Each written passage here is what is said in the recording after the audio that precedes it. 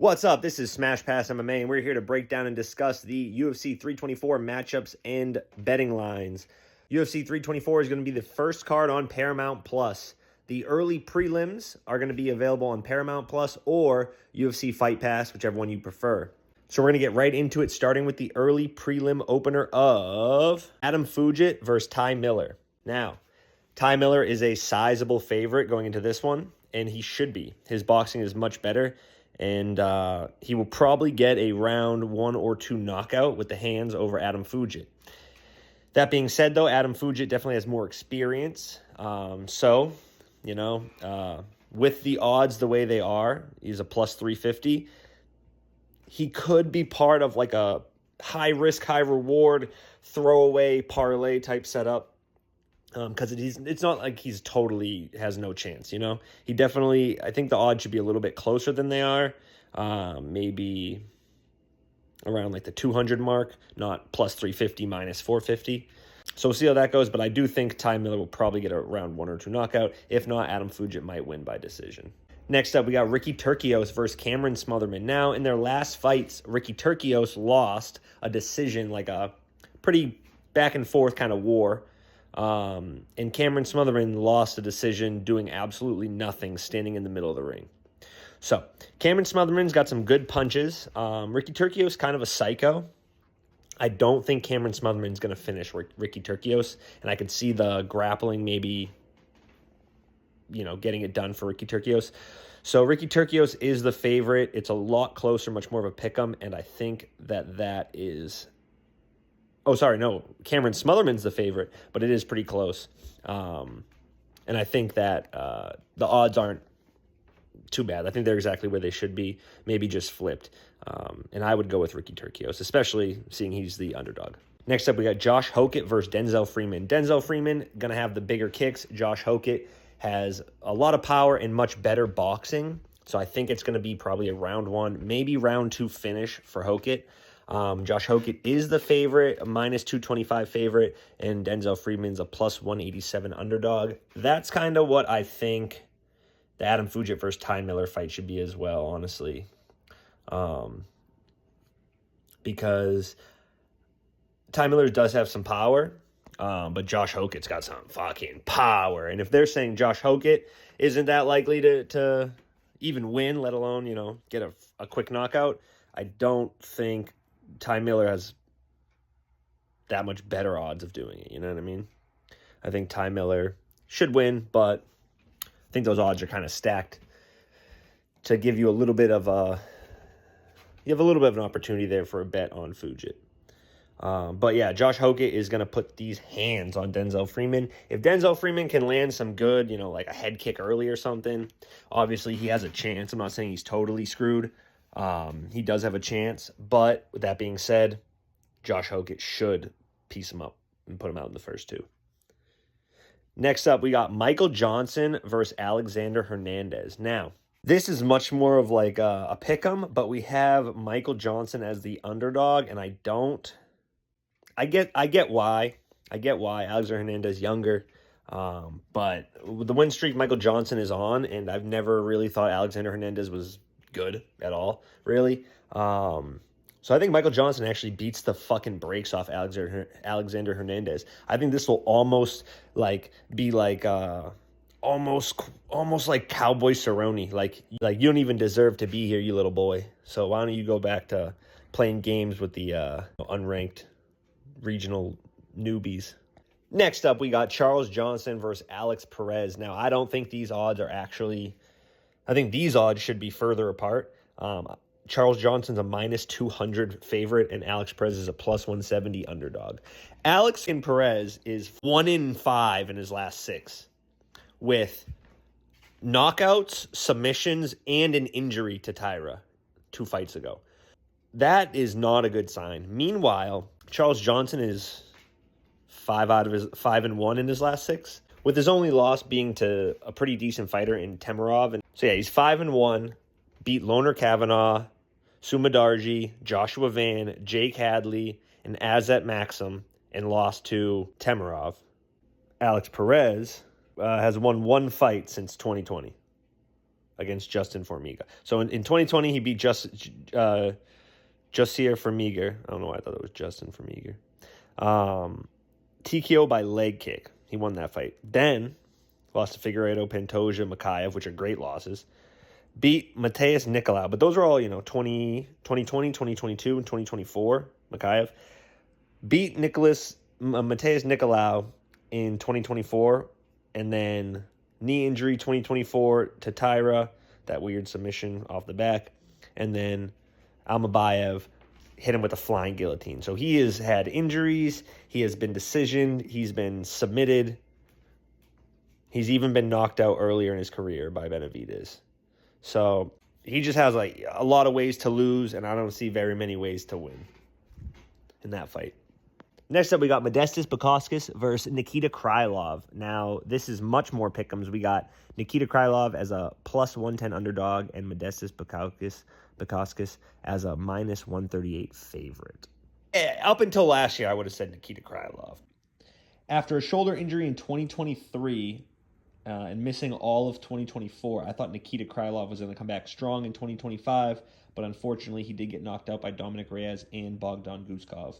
Before that, before a shoulder injury, he was submitted by Ryan Spann, and it seems like grappling has always kind of been his weak side. Striking has been better, but I don't know what happened. I don't know if it's like the rhythm or he's not seeing the punches coming. But he got two pretty brutal knockouts in 2025, both in the first round, and I think there's something is missing now. I don't know what it is, but he just doesn't seem to be the same fighter he was before he left. Contrary to that, we have Modestas Bukauskas, who's looked great recently. He got his leg blown out by the Khalil Roundtree knee stomp sidekick back in 2021. He had two fights at Cage Warriors in 2022, won both of those, one by decision, one by knockout. Then he came back to the UFC in 2023 and has gone on a 6-1 streak out of his last 7. And the only loss among those was to Vitor Petrino, who's now up at heavyweight. He beat Tyson Pedro, Zach Pauga, Marcin Prachnio, Rafael Coquera, Ian Cutelaba, and Paul Craig. None of those, except for Vitor Petrino, are the striking level that Nikita Krylov is. But again, I just don't think Nikita can take damage the same anymore. So I'm going to have to go with Modestas. Hopefully he keeps that momentum going and can challenge for the belt eventually. Maybe against Kalia would be amazing. Next up, we got Ateba Gutierrez versus Andre Pulaev. Now, Ateba should knock him out. But that being said, he's a minus 1,000 favorite, Ateba, and Pulaev is a plus 600 underdog, and he's from Russia. So in Russia, they really emphasize skill. So I don't think he's going to be like a total walkthrough. I think there should be, he should be able to kind of move, stick a jab, maybe go for some takedowns. All that being said, Ateba Gutierrez should win.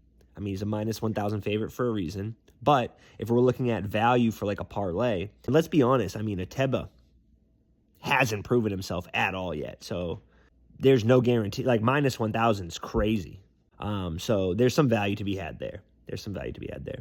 Which does lead us into our next fight pretty good, which is Umar Nurmagomedov versus Davison Figueiredo. Again, Umar is a minus 1,400 favorite, and Davison Figueiredo is a plus 800 underdog. If you're looking for a high risk, high reward parlay, if you put $1 on Pulaev, Fugit, and Figueiredo, and they all managed to win, $1 turns into like 25 or something like that. But again, they are all underdogs for a reason. But that being said, Davison Figueiredo went to war with Brandon Moreno, who has cardio for days, and they went to 2 5-round wars, and Figgy didn't lose either. He won one, and the other was a draw. The 2 times he lost were doctor stoppage and submission. If this was a 5-round, I would honestly think Figgy has a solid chance of winning in the 4th and 5th. But 3-rounder, Figgy did just come off an injury. He hasn't been looking that good at 135. I think it's a little bit too big for him. Umar is definitely a favorite for a reason in this one. I mean, his one loss is to Merab at championship level, and he won the first 2 rounds. Davidson's losses are kind of abundant at this point. And lost to Corey Sandhagen by injury in the grappling, which is crazy. And it was an injury that came as a result of Corey Sandhagen. It wasn't like an accident. It was like Corey Sandhagen made that injury happen. He also lost to, he barely beat Montel Jackson, which is crazy. He can beat the Marlon Veras and the Cody Garbrandts and the Rob Fonts because they're all kind of past their prime. But he can't beat the Corey Sandhagens, the Peter Yans, the Umars, the ones who are securely in their prime, you know? He beat Montel Jackson, but who doesn't beat Montel Jackson, let's be honest. And then we're heading into the first fight of the main card, which is Arnold Allen versus Gene Silva. Arnold Allen is a plus 225 underdog, and Gene Silva is a minus 275 favorite. Arnold Allen is the underdog, and I think should be the favorite. Not just should be a pick'em, should be the favorite. So there's much more value to be made there. Not only do I think Arnold Allen is a good bet in this scenario, but also I think Arnold Allen just wins. I don't think Arnold Allen has never been finished. Arnold Allen has fought kind of the who's who at featherweight and hasn't really ever looked bad. He beat Giga Chikadze. He should have beat Movsar Evloev, in my opinion. It was a decision loss, but I think he should have won. He lost to Max Holloway on volume, but was trading with Max Holloway. Max Holloway can go up to 155 and style on the top 5, top 10 guys sometimes in the stand-up. So, look at what Max Holloway did to Dustin and Justin. Max did not look that good against Arnold. You know what I'm saying? Arnold beat Calvin Kattar, Dan Hooker, Sadiq Youssef, Nick Lentz, Gilbert Melendez. Meanwhile, we go up to Gene Silva, and we look at who Gene Silva's fought and beat. Well, he just lost to Diego Lopez, which he was winning the fight, but he literally got hit with one strike and died on the ground. Fell face first, got up, stumbled across the ring and cried. Died and cried on the ground. Other than that, he beat Bryce Mitchell, which, let's be honest, who beat Bryce Mitchell? Israel and APAC beat Bryce Mitchell in that fight. No, I'm just joking. But, realistically, Bryce Mitchell was going into that fight the enemy of the world, and his mentality beat him. Bryce Mitchell was going into that fight he wasn't going to win. He had no confidence. He literally was seeing demons. Bryce Mitchell, you're not going to win that fight with that type of mentality coming in, you know what I mean? Other than Bryce Mitchell and Diego Lopez, he has fought Melsik Baghdasaryan, beat Drew Dober, beat Charles Jourdain. If I'm comparing names, and I'm gonna really sit there and say Weston Wilson, Charles Jourdain, Drew Dober, Melsik Baghdasaryan, Bryce Mitchell as wins, Diego Lopez as a loss, and I'm going to compare that to Arnold Allen. I'm going to say Giga Chikadze, Calvin Kattar, Dan Hooker, Sadiq Youssef, Nick Lentz, Gilbert Melendez as wins, Movsar and Max Holloway as losses. And Movsar you could debate. To me, that's not even close as far as resume. Arnold Allen has a way harder strength of schedule that he had to go through and way more experience, and he's lost to those Max Holloways and Movsar Evloevs. You know what I mean? Gene Silva lost to fucking Diego Lopez, who, let's be honest, kind of got speed run to the title, got fully walloped by Volk, and then just beat Gene Silva. Now we get to rematch. So I would put my money on Arnold Allen. I think it's not going to be I don't think Gene Silva is going to look that good against Arnold Allen, to be honest. He's short, Arnold's long. I think this is the fight that Arnold Allen can really showcase his skills. Hopefully. If not, shit happens. I think this one could definitely be a pick'em. I would say Arnold Allen has the advantage, but it definitely could be a pick'em. I don't think Gene Silva should be that much of a favorite. That'd be my last thing to say on that.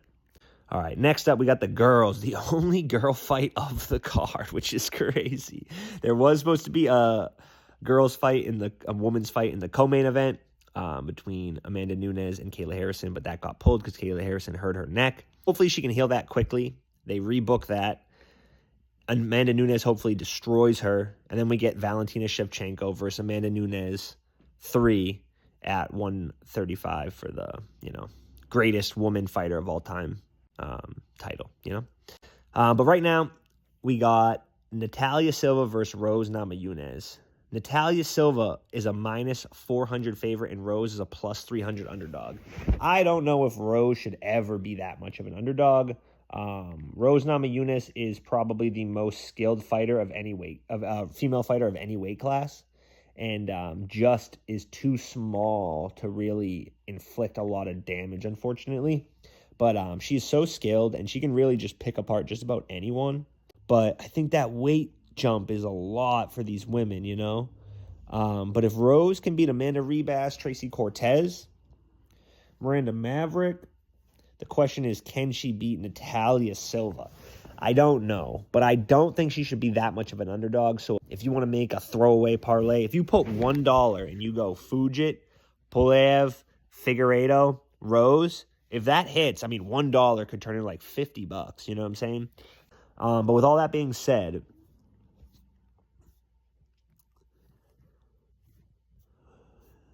Natalia Silva's last few wins are against Alexa Grasso, Jessica Andrade, Vivian Araujo, Andrea Lee.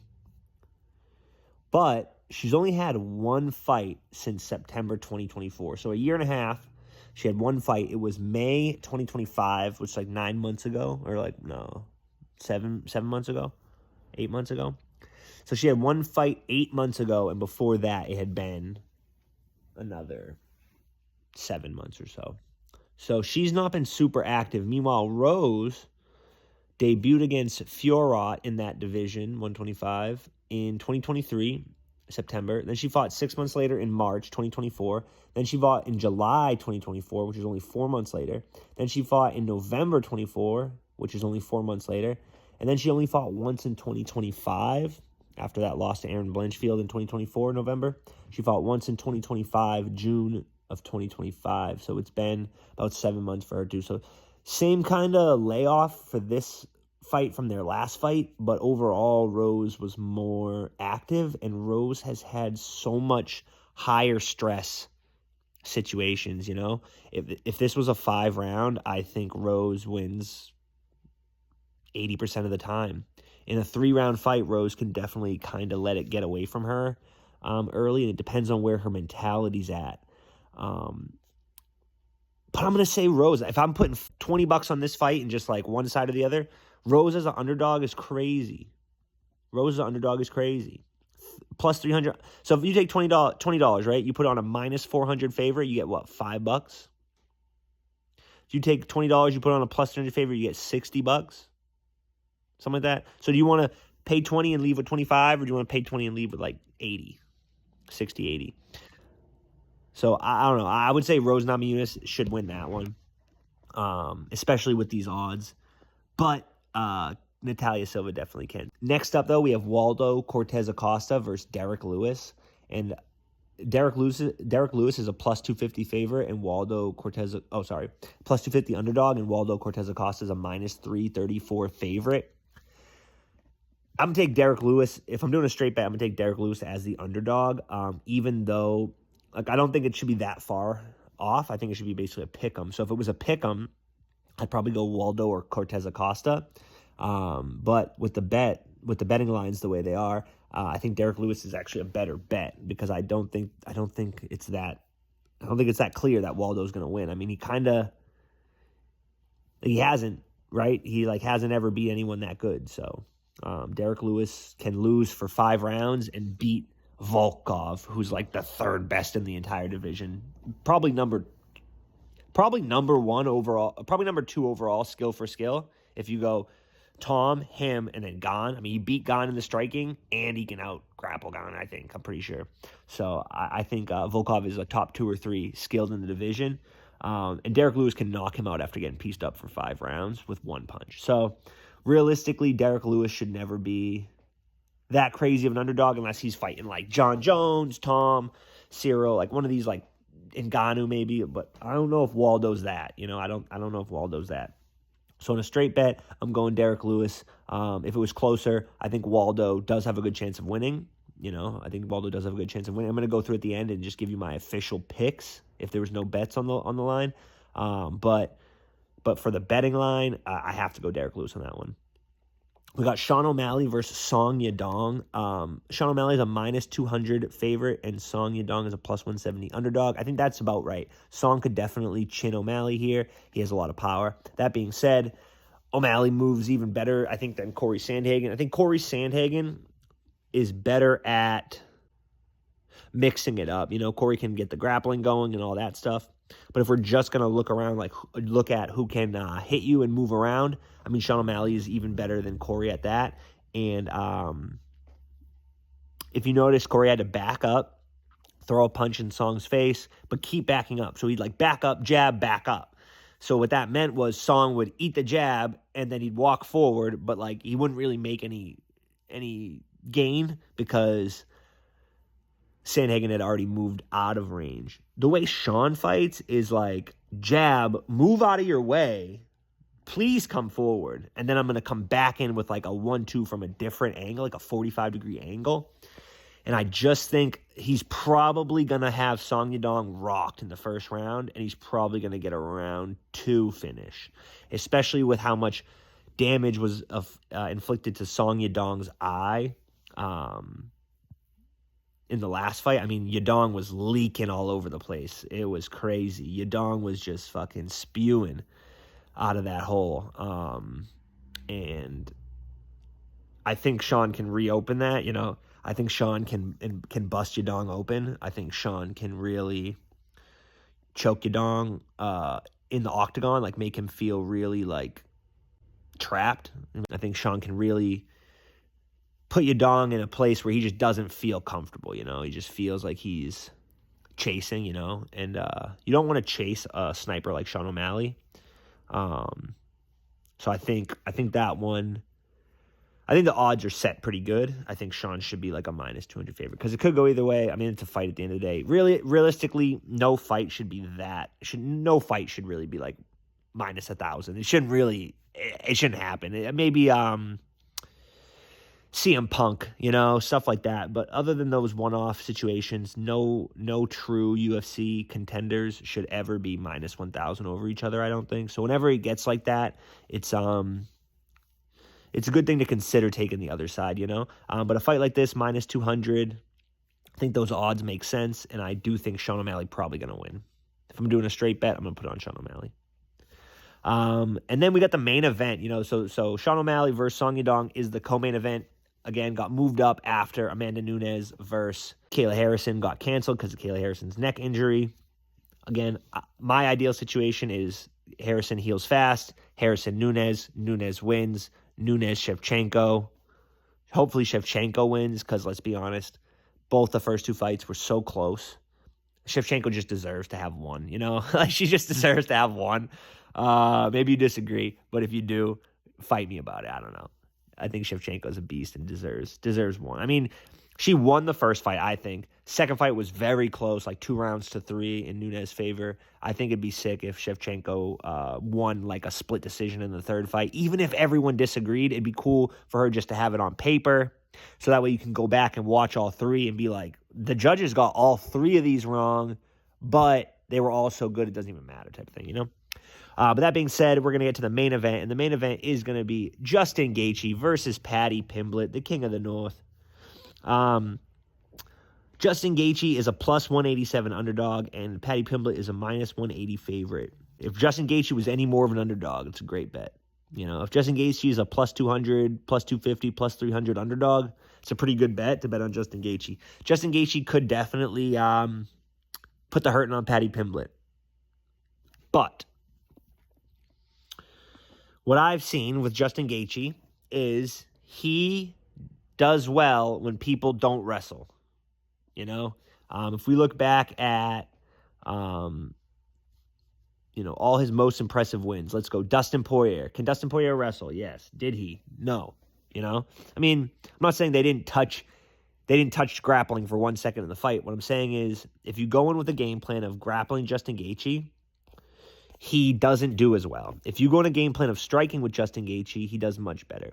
So some examples of this, right? He fought Rafael Fiziev twice, okay? Both fights, he kind of pieced Fiziev up on the feet. The first fight wasn't even close, realistically. But the second fight, Fiziev started to understand that he could mix it up a little bit better, right? If he went for a takedown, he could get it maybe, and he did, you know. Justin Gaethje's last 7 fights, we'll say, right? He's gone 1 win, 1 loss, 2 wins, 1 loss, 1 win, 1 loss. Then he beat Tony and Donald Cerrone before that. Well, if we go back, Donald Cerrone was kind of washed. Tony Ferguson was the beginning of his downfall after cutting weight that he shouldn't have ever done. Tony Ferguson still rocked him with an uppercut. Then he got subbed by Khabib in like no time flat, basically running away the whole time because Khabib, again, came with a grappling heavy approach, unlike Tony. Unlike Tony was trying to strike with him. Michael Chandler came. It was a decision, unanimous. Michael Chandler mixed in the grappling, but Michael Chandler was also happy to throw bombs with Justin Gaethje on the feet, which is unfortunately not a good way to fight Justin Gaethje because Justin Gaethje is a technical brawler. He has the technical mindset to know the position, but he has the brawler mindset to not give a fuck when he gets punched. You know, he was running away from Khabib because he knew Khabib would win once he was on the ground. He wasn't running away because he was afraid of taking damage. Justin Gaethje's not afraid of anything. Justin Gaethje, in the last 10 seconds, with a broken nose and couldn't breathe, stood with Max Holloway in the center of the ring and got knocked the fuck out. Dustin Poirier had to clinch up because he didn't want to go out with a knockout on his last fight. You know what I mean? Justin Gaethje's a psycho. I'm not trying to talk shit about Dustin. I'm saying Justin Gaethje's a psycho. When he runs away, it's from grappling, right? He got triangled by Khabib. Whoever would have thought Khabib was landing a triangle on anyone? He got rear naked choked by Charles in the first round after getting dropped. Okay? It's not like his granite chin. He beat Fiziev, but Fiziev had him in a reverse inverted triangle. You know what? Fiziev, the Muay Thai striker from Thailand, kinda, I mean from Europe, but then Thailand, had him in an inverted triangle for like half a round or something. Dustin Poirier, he beat with a head kick. Okay, that was great finish. But Dustin Poirier was traded literally right in the pocket, just staying in range, strike for strike, leg kick, leg kick, hook, leg kick, jab, cross, block, cross. They're right in front of each other. That's not the type of fight Paddy does. Paddy is on the outside, and not skillfully. I'm not saying like Max Holloway throwing 14 jabs, all sharp, spinning back kick, all from the outside. No. Paddy's like on the outside and like lunges in with, I won't say power in his hands, you know what I mean? But with force and size. Paddy Pimblett is so underrated in this division for his size. Nobody even talks about how fucking big Paddy is in this division. Paddy makes Michael Chandler look like he's like short and not stocky. Looks like he's short and average. Paddy's jacked and big. Like Paddy has long ass arms for how much muscle he has on them. If you put Tony and Paddy next to each other, I bet Paddy has longer reach and twice as thick of arms. Do you understand? Paddy has a massive fucking dome too. He gains so much weight between every fight. I don't think it's a detriment only. I think it is a detriment to his cardio and stuff, but I think everyone talks about it being a bad thing, and they don't even think about the fact that he's basically a heavyweight fighting lightweights. He has heavyweight bone density. He's just fighting lightweights. I think people underestimate Paddy, not for his skill, but for his threat level. Paddy is a huge threat. If Paddy can get Justin down, the fight's pretty much over. If Paddy and Justin stay on the feet for 5 rounds, there's no guarantee that Justin wins. Paddy's huge. Paddy lands some kicks, can maybe land a flying knee. At the end of the day, it doesn't really matter because he's so much bigger that Justin's going to miss a lot. You know what I'm saying? I'm not saying he technically Justin's way better on the feet than Paddy Pimblett is. Justin Gaethje's way better on the feet than Paddy Pimblett is, no doubt, technically. But Paddy's massive. He can take a shot. He's not afraid to take a shot. And if he gets you down, then you're probably done, especially Justin Gaethje, who doesn't really have a good grappling defense. You know what I'm saying?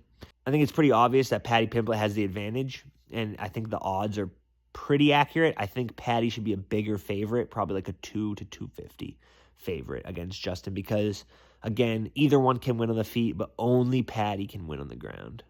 So we're going to go one more time through the whole card real quick just to give you who my predictions are. It has nothing to do with betting. Betting we already went through, but who my predictions are for just the winner of the fight. Adam Fugitt, Ty Miller, I'm going to go Ty Miller. Ricky Turcios, Cameron Smotherman, I'm going to go Ricky Turcios. Josh Hokett versus Denzel Freeman. Josh Hokett's going to win that one. Alex Perez versus Charles Johnson. Alex Perez is going to win. Alex Perez is going to lose. He's lost like 5 of his last 6, and Charles Johnson's won 5 of his last 6. Charles Johnson going to win that fight. Modestas Bukauskas is going to beat Nikita Krylov. Ateba Gutierrez is going to beat Puliev, most likely, but probably shouldn't be that big of a favorite. Umar Nurmagomedov most likely is going to beat Davison Figueiredo as the headliner of the prelims. And then on the main card, Arnold Allen should beat Gene Silva. Natalia Silva versus Rose Namajunas is a pick'em. I'm going to say Rose. I'm going to give it to Rose. I think she's figuring out about this weight class, and she's going to put it together. I'm going to say Rose is going to win this one and maybe eventually fight Shevchenko for the belt. She beat Weili, and Weili fought Shevchenko, and people thought Weili had a chance, and I knew Weili was going to get fucking washed. Rose is the only one who has a chance to take that belt off Shevchenko. Other than, from 115, the only girl who's going to come up and take that belt off Shevchenko is fucking Rose. She has the skills all around, grappling and stand-up. The only problem is she's so small. Waldo Cortez Acosta versus Derek Lewis. I'm actually going to go Derek Lewis. Waldo Cortez Acosta hasn't actually really beaten anyone, but that one's pretty 50-50. They're both big, heavy boxing-focused fighters. They're big, heavy guys with heavy hands who swing punches. Co-main event, we got Sean O'Malley, Song Yadong. I'm going to go Sean O'Malley. And then main event, Justin Gaethje versus Paddy Pimblett. Unfortunately, I love Justin Gaethje, but I got to go Paddy Pimblett just for the grappling advantage he's going to have if it does hit the ground. Hopefully you enjoyed, and we'll see you after UFC 324 for a little recap. Peace.